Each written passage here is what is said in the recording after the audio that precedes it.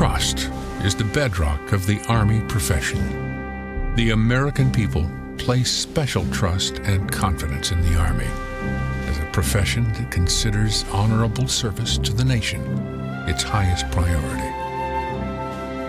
Our professional responsibility is to preserve the trust we've earned. Our moral obligation to uphold the Army ethic is the source of trust with the American people. The Army's ability to accomplish its mission and win in a complex world depends on trust among leaders, peers, and subordinates, between soldiers and Army civilians, in the Army, by Army professionals and their families, and between the Army and the American people. Our relationship with the American people is built on a foundation of trust, continuously reinforced as we contribute honorable service, demonstrate military expertise, provide faithful stewardship, and exhibit courageous esprit de corps. Within the Army profession, mutual trust is necessary to build cohesive teams. Trust is a solemn promise between individuals that I'm going to do everything in my ability to take care of you, and I know that you're going to do it for me. Without the element of trust between individuals in the Army, it'll be a breakdown of our institution as a profession. We have to be able to trust each other, from leader to the subordinate and subordinate to the leader, all the way down from the Chief of Staff of the Army to the lowest private. Trust is the foundational aspect and I call the building block of which everything else is built upon. Without trust, organizations can't accomplish their mission. Trust among leaders, peers, and subordinates.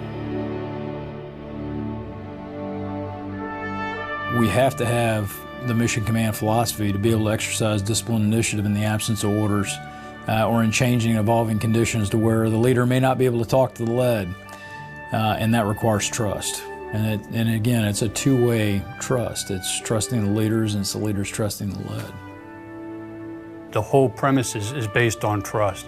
Trusting the subordinate to do the right thing, to accomplish the mission, follow the commander's intent. And then for that subordinate to have trust in that leader, that when they do make a decision that they feel is the best in that situation, that the commander or that senior leader is going to underwrite that decision.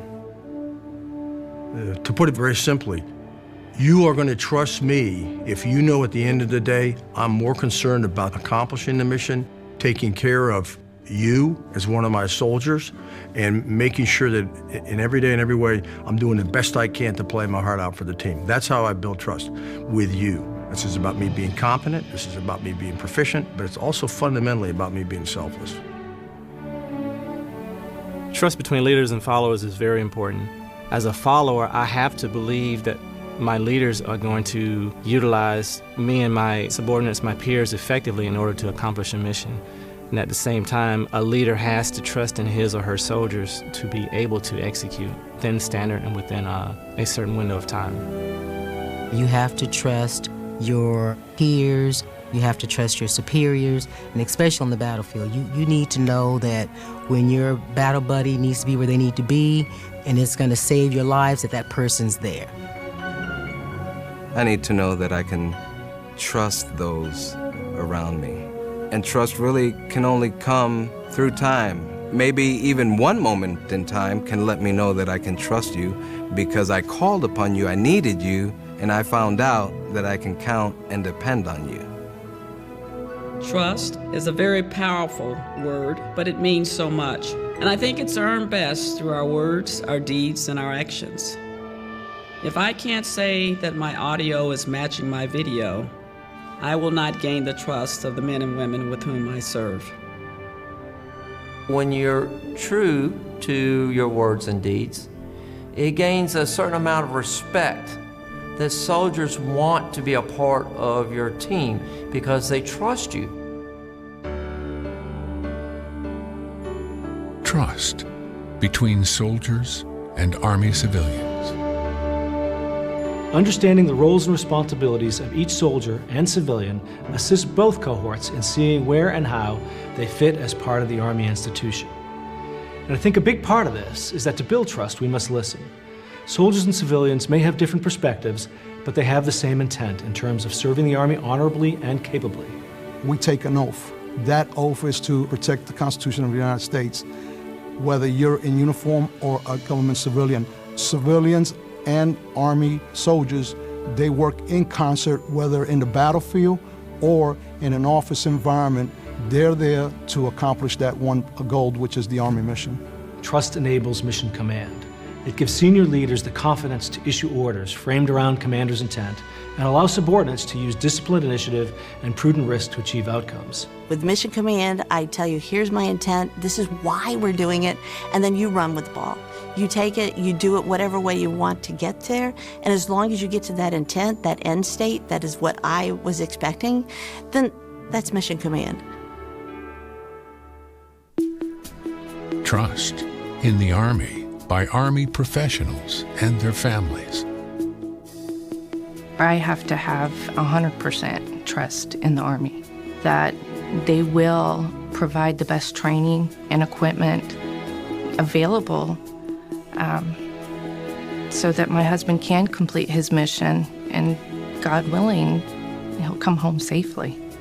There's a trust between the American soldier and their leaders that we will do the things that get them prepared and ready to fight and win on the battlefield and return home to their families.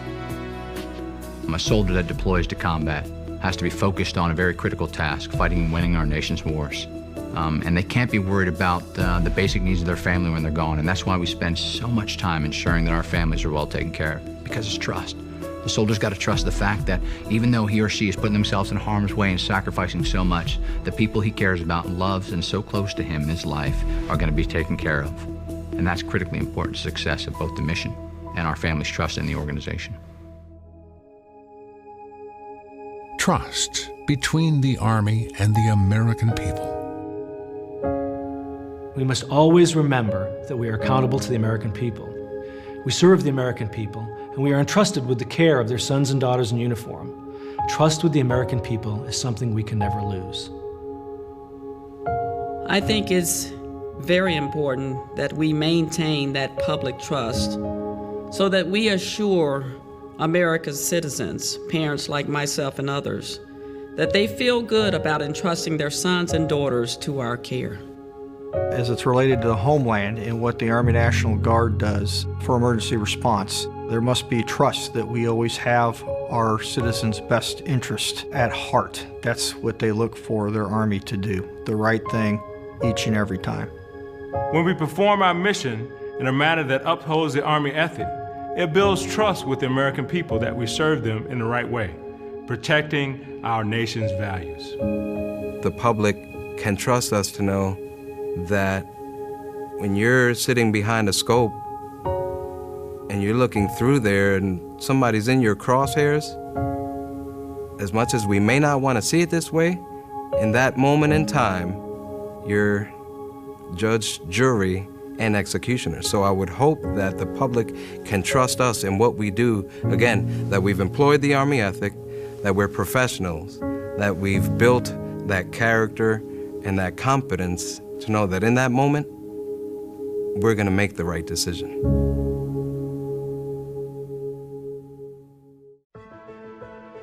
In its simplest sense, trust is confidence. External trust is the confidence that the American people have in the Army profession to serve the nation ethically, effectively, and efficiently.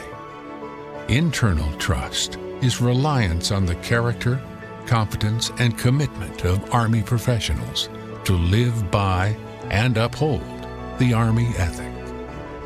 Army leaders at all levels strengthen the Army culture of trust by establishing ethical command climates essential for mission command. Trust equals confidence. Confidence that you know your trade. Confidence that you would perform your duty in a manner consistent with our shared moral principles and values in the Army ethic, and confidence that you would persevere under the most difficult conditions. We build trust between the components by reinforcing the fact that we're one Army. Regardless of what component we are, it's going to take every single one of us, Guard, Reserve, and Active Force, to accomplish the missions our nation is asking us to do on a daily basis. We are America's Army. The trust of our American citizens in our Army is critical to the success. We represent them to the rest of the world. In many cases, we are the face of America no matter where we go and what we do. They must trust that we're ready to fight and win our nation's wars. We're the most trusted organization in America. It has not always been that way, and it's not a right, and that we will stay that way. We are the people prepared to sacrifice all for the sake of the American people, and we've sworn to do it, and they have to have trust that we will.